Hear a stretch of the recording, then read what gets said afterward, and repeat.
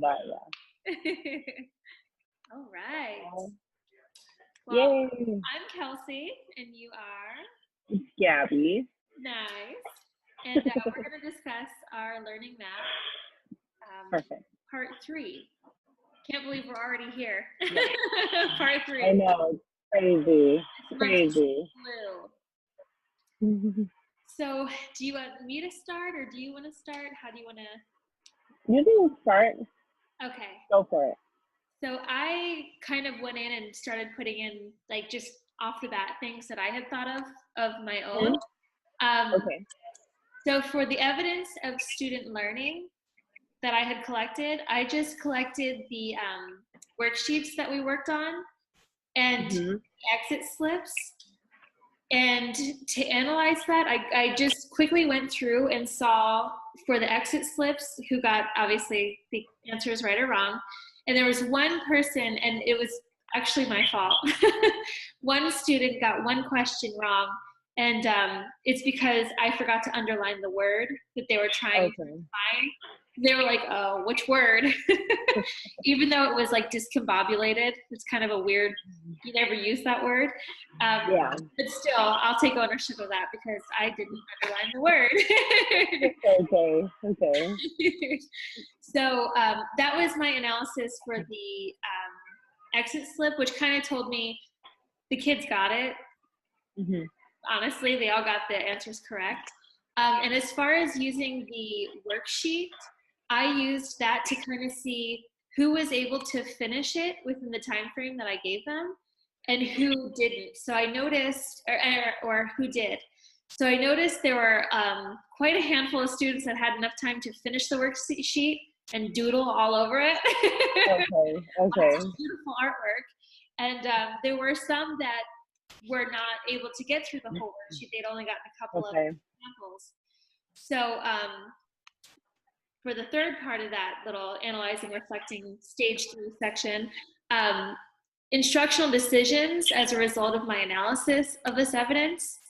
For the worksheet, that tells me that I should know the students who are higher level and who are at the lower level and pair them up so that the higher level students can help get the lower level students. Sorry, Kelsey, you're kind of breaking up. Yeah. Can you hear me? It kind of helps the higher level students because it gives them kind of a deeper meaning because they're kind of teaching their peers how to do it and what things to look for. And I know I always learn better from my peers than I do an instructor because I feel like we put things in our own words and it makes a lot more sense to me. So I have a psych degree only because of my peers that helped me understand all the theories and everything else. That's funny. And excuse me. But for the exit slip, I would use that evidence to change the next step of the process, knowing that, okay, they got the basis of this, we need to make this a little harder. So make them tell me why and think critically on why that word means that and why they think that, and show me where in the sentence or where in the passage you found the hints that told you that. So it was really such a simple basis lesson that they really got, and that's the exit ticket kind of tells me that. So now I can say, all right, let's amp it up a bit. Yeah. So that's what I have for the first section, the analyzing, reflecting. What about you? Okay, so for my first section, you can still hear me okay, right? Yeah. Okay, so I'm in a coffee shop, so I'm like trying not to yell. You're good. But so I use same thing. So I used a sheet that they filled out during my lesson, and what I noticed was that some kids finished it in 30 seconds. There were like 4 kids, and I was like, oh shoot, what do I do? And then my the teacher, she said, oh, have them draw out their answers. Like she kind of whispered it. So that kind of helped me that I know what to do in the future. So I went around and told them, like, draw out, so they drew, like, one kid wanted to be, it was what they want to be when they're older. Yes. So one kid drew out, he wants to be a pilot, so he drew out like a plane and stuff. So that was nice. And then I noticed that maybe some of the questions I should have went over more thorough when I was explaining the worksheet to them, because I walked around a lot, but they didn't understand. Some of them were just sitting there and like, what's going on? They're like, I don't know what that means. And I'm like, okay, if I would explain it. But I think I could have saved myself some time and given them more time if I would have been more thorough with explaining the sheet that they filled out. Gotcha. But I went around and helped them, so that was good, and it helped me know like where their strengths and weaknesses were for the students, which there's definitely huge like variation of kids. I'm like, this is tough. Like it's not easy being a teacher for sure. Especially with all the differentiated. Yes. It's you gotta be creative, and I think you have a total knack for that. Your experiences were amazing. I was like, she's got them moving around. She's got them thinking and drawing. I heard you telling them to draw things. Yeah. I was like, man, she hit like every single learner. She's like, she's got it. Thanks. It definitely helps. Like, I like to look up a lot of stuff too before, just to get ideas and then kind of make it my own. And then with my husband being a teacher, he kind of helps out too. Like, he'll listen to me even though he's high school. Yeah. So it's different being elementary. Like, I don't know about that. And I'm like, no, trust me, they're kids. Like, they're third grade. They'll love it. So it's fun. They totally did. Yeah, they were really good. So that was the first thing I did. And then I did the same thing. So I did the exit sheet. And for my exit, it was a little story. So I had to read it aloud. And then they answered questions independently. So it was pretty good. I actually think some of the questions, they weren't easy. So I was like, oh, that's kind of nice. And when I went back and reviewed them all, for the most part, they got them all right. There were maybe, I think there were 24 kids. I think maybe 5 of them missed one of them, because I believe it was 3 questions. So 5 of them missed one of them. Yeah.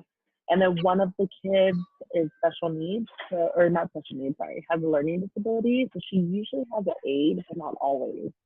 So I helped her with the questions, and she would just like explain it, and I would help her answer. So that one was kind of tough, but other than that, they did pretty good. That's really good experience with the student with learning disability. Yes. I mean, I hate to say this, but like, I wish I would have had that kind of experience, because that's how you're gonna learn, is going through the motions. Like so I guess in the district in Temecula where I'm located, there's no ELLs. There's like nothing, and I'm like, this is kind of boring. Like, I'm so interested in second language learners. It's like, oh yeah, I'm gonna have to like work out of my district, because I'm not gonna have any of that experience. I want to say almost probably 75%. I'm gonna verify, but I think 75% of the class is ELL, easy for sure. They all speak Spanish. Because I love learning about culture and stuff like that. So I think it's a lot of fun and dynamic in the classroom to have that. Yeah. That's my tangent. So moving down the list, first the stage 4, my personal reflection. What information did I get about my students in relation to their learning preferences? I noticed, like I had said, some had time to doodle. So I had kind of answered that in the top part, that it shows that grouping students is highly effective, and grouping them the right way is effective. So if you group 2 higher level students, they're going to say, okay, you take half, I take half. We could really like draw a whole cartoon on this paper by the time she gets working on this. So I think I really need to learn. I mean, I didn't really know the student's background going in. So knowing which students work well together, who can help who, and even like I said with ELLs, I wish I had that experience to have a native English speaker and an ELL to kind of work together. I would love to see that in real life. I've read it in all the books. I'd love to see it in real life. Yeah, Nice. for sure. And then how will I use this to, do you want to go on yours first? And then we'll go on each one. Yeah, because that's the second one, right? That was for the personal reflection. Which one are you looking at? The Word document.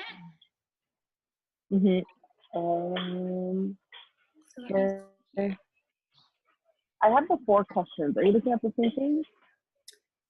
I might not be. Let me see here. I'm gonna take a picture of it and I'll text it to you right now. Okay. Oh yeah, I think I maybe have something different than you. Not because I'm looking at it. I'm like, oh yeah. I know there was like a PDF and then there was also a Oh, I think because I did the PDF. Gotcha. Do you want me to switch over the PDF? I don't know which one. I think it's pretty much the same. Is there? Okay. I think the Word document is like the template for the assignment. So I just went in there and started filling in my answers. Okay, yeah, because I was going based off the PDF, but Okay, I can switch over. It doesn't matter. I mean, I'm just trying to see if I pulled that word too. Oh, great. You could have let me sign in. Yeah, perfect.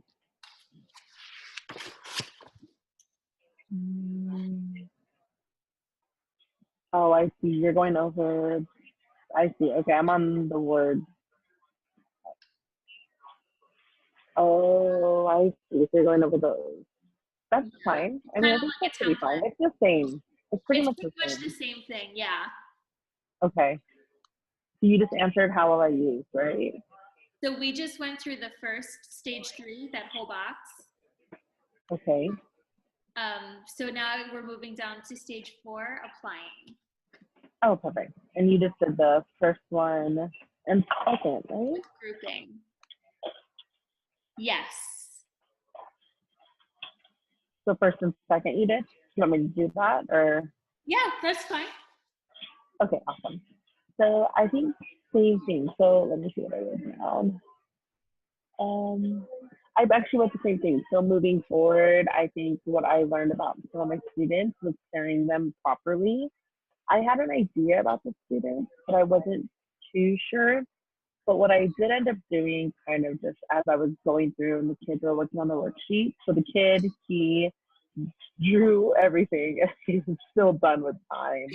So I noticed the person next to him, which wasn't really his partner, but whatever, I was like, can you help him? So he was like, oh, sure. So he helped him. And then I think I had him help another student too. So that was something that I was like, oh, that's kind of cool. So it'd be good to even group him because he's a really strong student with other kids because he was helping them really well. And then I had the the learning disability student, and she had a partner who wasn't really helpful. And so even though they were partners, like shoulder partners, I guess they're called, she was like, oh, like she was hesitant to maybe help, or she wanted to see the right answers. I'll try and explain to her, no, we just want to help her get the right answer, and maybe you can help her with spelling if she needs it. But I mean, it's so hard to know that for these kids because they're just in there once, or I have been in the software a few times, but I haven't worked hands on with them. Right. It's kind of interesting doing it this way. It is a weird flip, Yeah, because even with national, I think we might do it a little bit differently because most of the teaching for other programs, like you do it in your student teaching. And I was like, oh, well, hey, at least we're getting our feet wet now. So it was a good experience for sure. Sure. But my nerves will not be as high next time. Yeah, exactly. So that was the new information I think I definitely got about my students, was just that they all learn differently, and that, it would be better if I was able to properly pair them so that they can, learn better, I guess you could say.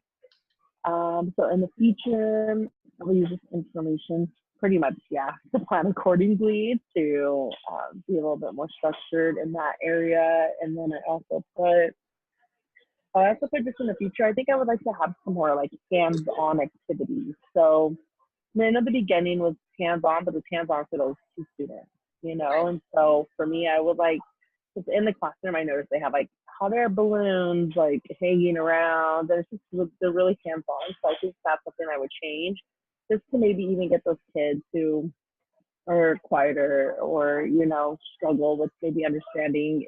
I think it would be good to incorporate that. So I think that's something that I would use in my future instruction. Absolutely. And that's like the whole UDL thing, having multiple means for the visual, Mm-hmm. audio, or oral and kinesthetic learners. I had like none of that. Oh my goodness. I am so Oh, gonna you go with all my did. lesson, girl. Oh my gosh. No, you did good. You did really good. Thank you.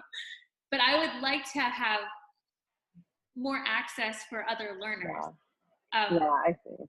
Absolutely. Because just Well, I to be think, kind of fair for everybody that they can mhm, all express how they want. yeah. Yeah, but it was good that you used your student gear. That was super cool. I was like, it's How you brought different. it up and showed the class and stuff. They were like, have you seen any sharks? I'm like, can we talk about context clues?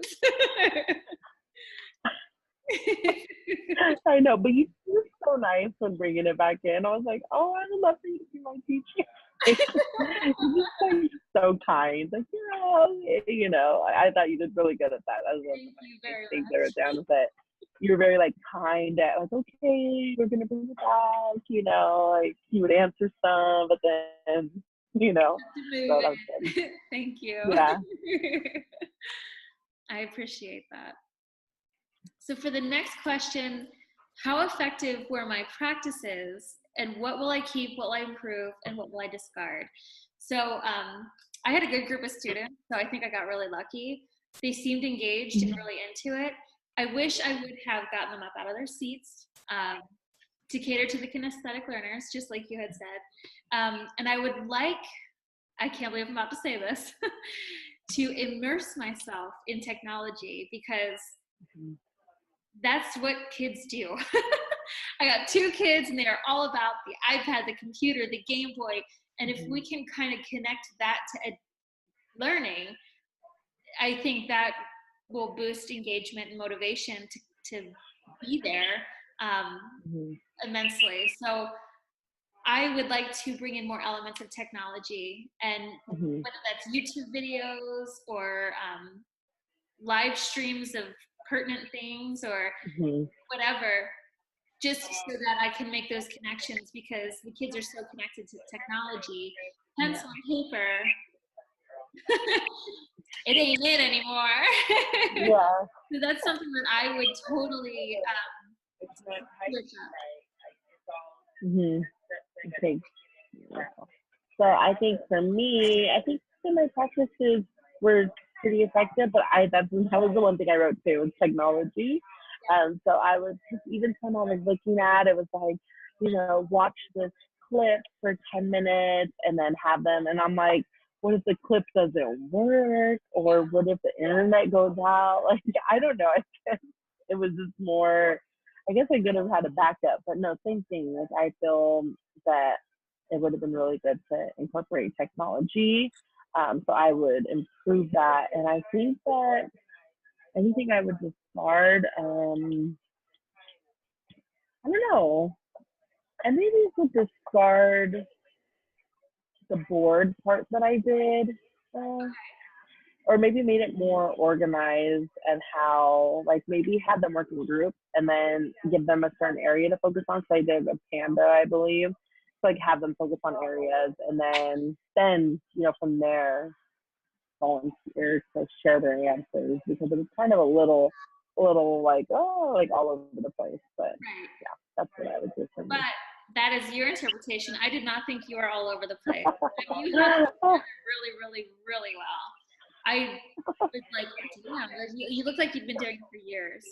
Oh, I was impressed, seriously. I don't think I said anything I would discard. One thing I would discard is, so I know for me, I pay more attention when I feel like I can connect with my teacher. So Uh-huh. when they give out little personal snippets like the scuba diving or Mhm. I'm from Philadelphia and we're talking about the Declaration of Independence and things like that, Mhm. I feel like I let out too much. That they had questions that were off task where Mhm. I should have, the scuba was cool, but then they were so hyper focused on that. I'm like, let's get back to this. If I would have Mhm. just maybe just given my personal experience being from Philly, that may have been enough to kind Mhm. of feel like, okay, she's not a robot just standing up there going through the motions. Yeah. She's human and she has a life and she's had a life. So I think I would discard so many personal snippets um, just to keep the focus on the content. I don't feel like they went that off though. I watched this again today, and I was thinking go that off. I don't know. I think I like the personal touches because then yeah, they get to like know you some more, things like that. And I think that that's important because then they're like, just another sub or somebody who comes to my room. It's like, oh, oh, okay, yeah, that's cool. You like that, or True. that was something I think the week before, because I know the teacher, she's one of my good friends, and I brought my son into the classroom, and he's almost one, Yes. so all the kids are so excited. So I think I even maybe mentioned something about that, like, because they had met him, and they were like all so excited to meet him and stuff. Which obviously we can't always, I won't always have that opportunity, but I think just making it more so they know more about us has them open up, builds that trust. I mean, I've learned that even from the profession I'm in now, is it's like that's important. So I think you did really good. I don't think it went too off task at all. It could Okay. have no, you did good. I think I would keep Thank you. that. Cross that one out. Awesome. So the next question, what new understanding do I have about my teaching practices?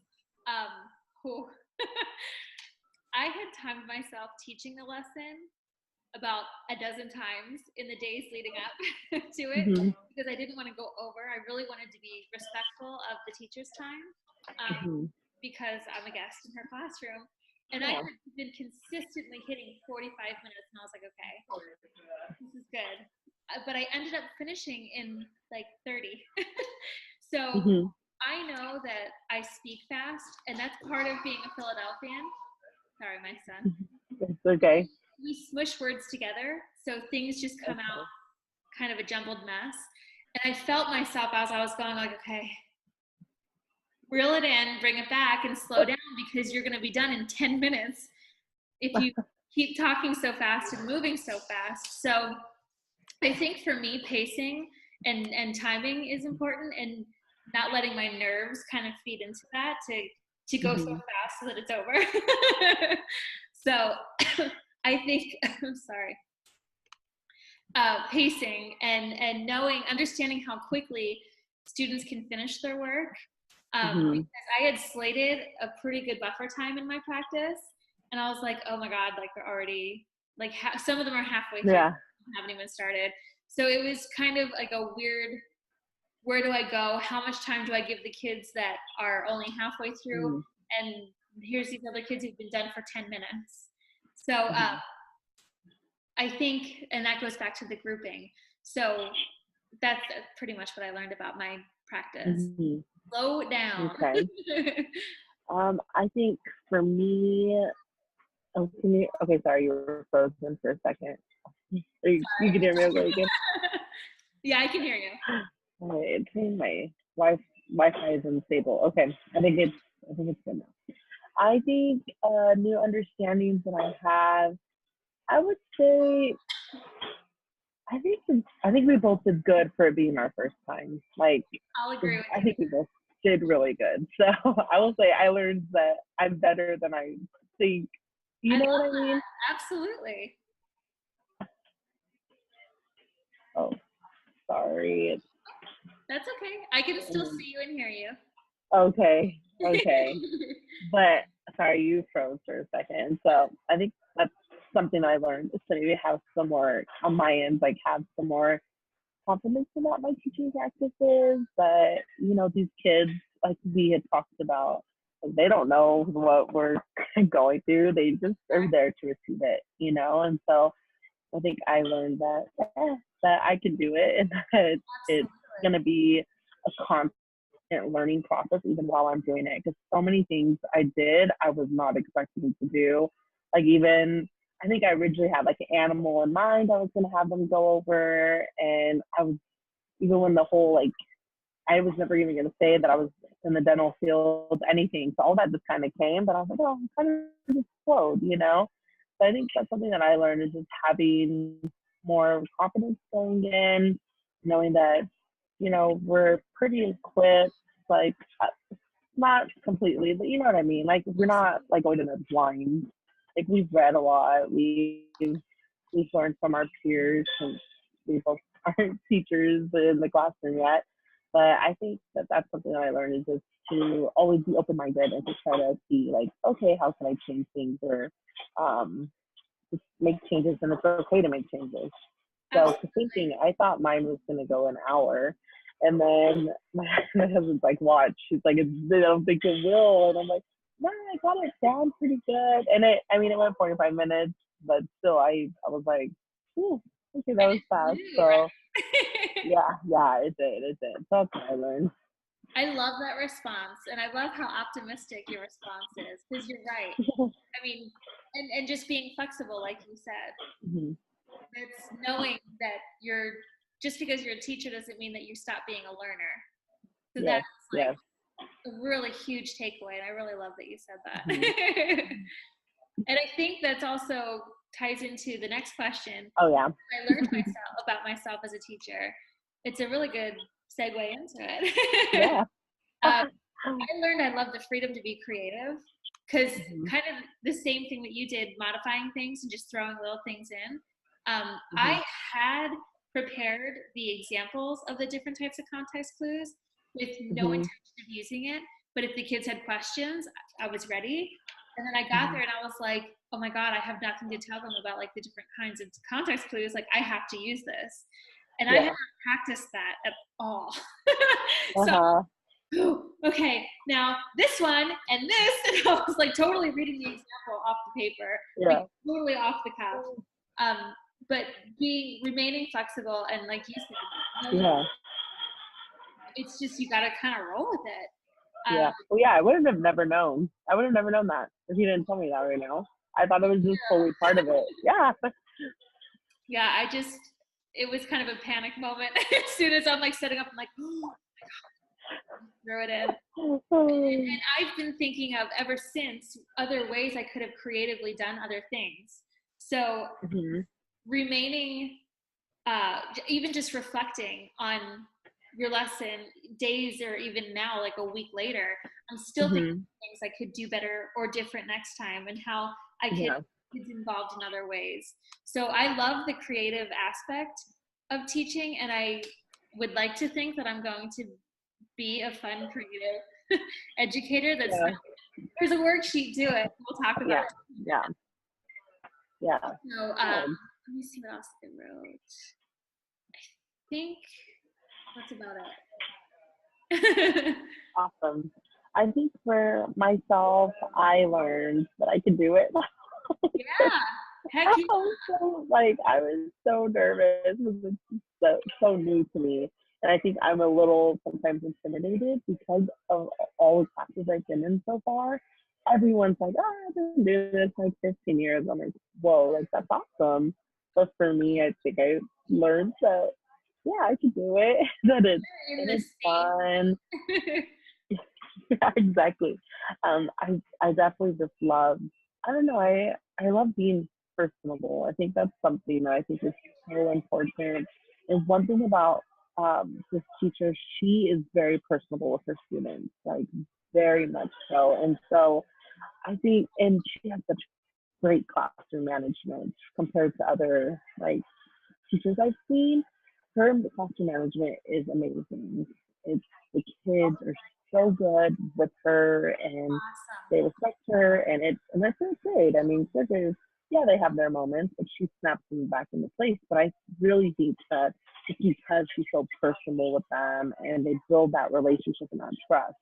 And so I think that I just, Oh, definitely. So much respect. So I think that I've learned, like, for myself, that I always want to bring that to everything that I do, and then, take my time and just try to get to know them as much as we can. But I learned that I love that. I think that's even why I'm in the profession now, because I have that personable, relationship with so many of my patients, for instance. So just now bringing that to little kids, it's fun. I It really is, like it. Yeah. absolutely. And I mean, there's something to be said about the fact that for some of these kids, we're going to be the only positive interaction they have. And that is so important, to have a trusting Mhm. adult in your life, that if anything Yeah. were anything huge were to happen, you had somebody to go to. So it's almost like we're not just teachers. We're Yeah. confidants and protectors of Mhm. these kids. Like we care. So Yeah. I love that. Yeah. Good answer. The last question: as a professional learner, where do I need to continue to grow and strive? Shocker! Technology. I need to continue growing in the world of tech, because I am a dumb Mhm. right now when it comes to it. Um, and I need to just be more of a risk taker, because I feel like once I take that Mhm. leap, it can just totally maximize the environment, the learning environment, and just really pull in the kids who would otherwise just be lost. So I'm Mhm. committed to doing my best to learn the technologies and integrate them into the classroom, and Mhm. always remaining, like you had said, not just a teacher who's going to teach the standards, but Mhm. somebody that they can trust and rely on. Yeah. And admitting when I'm not on total on point, or if things Mhm. happen when technology doesn't work. Okay, we're gonna Yeah. rework this, and this stinks, but we're gonna work with it and go. Yeah. Yeah. So just remaining flexible, and knowing that there's no perfect teacher. Yes. Yeah. That's awesome. I think for me, I just need to continue to grow in every area. I think definitely when it comes to learning more about specific standards and, like, the phonics and how do you even say it? Phonological awareness. Is it Yeah, phonological, phenological, I think speed, you nailed oh, it. all that type of stuff? Like, I still have to grow a lot in those areas. Um, and I think that just continue to see a lot of examples, continue to read a lot, continue, I think, to get feedback too. For the classroom, she did give me some feedback, which I appreciated. Like, one of the ones was, when I ask a question, I tend to walk towards the student. And so she said, don't do that.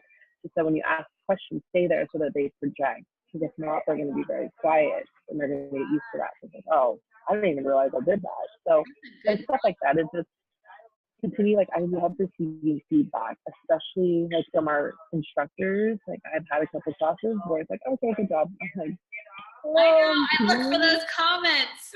I know, like, can you give me some, like, comments, or where I can change things, or, like, the good job doesn't cut it, like, so I think we continue to grow and learn from the feedback. And like, I appreciate our instructor now. Like, she gives good feedback. And so, yeah, I think just learning from doing, and continuing to same thing though, is continuing to try to use different, tools in the classroom, especially technology.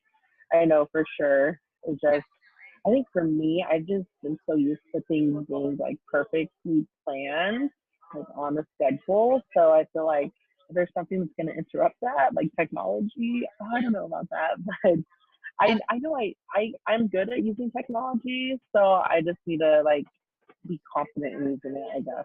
Because And I one thing that have. I had brought up as far as the technology goes, because that is like my biggest weakness, Hmm. I Hmm. written in the discussion, do you just have two lesson plans? Like, if this doesn't Yeah. work, this is how this is going to go. And Hmm. professor was basically just like, you just got to plan for it, or you just got to roll. Yeah. I was like, okay, Yeah. I just got to bite the bullet and fail sometimes Yeah. and have successes other times. Yeah. But yeah, so Well, I think you did amazing. And oh, thank you. I hope we get to do this again in the future. I think we will. I've already got a heads up from some of my friends. Awesome. So I think my friends in the math one right now, and they had to teach 2 classes. Yeah. All right. I was like, oh, okay, bring it. Bring the technology, girl. Yes. But alrighty, well, right? Alrighty, well, this is awesome. I have to head back because I have a patient at 1. So I'm gonna get going, but we will be in touch. And thank you for sharing. And same for you. You did super awesome. I think we both killed it for our first time for sure. I'm gonna have to agree with you there. Awesome. Thanks for meeting me and having fun with your client. Yes. Okay. So then you'll stop it and all that good stuff. Yes. The recording. Yes. Okay. Once we hop off, it'll start downloading to my computer. Awesome. Okay. Thanks. We'll be in touch. Sounds good. Okay. Bye. Bye.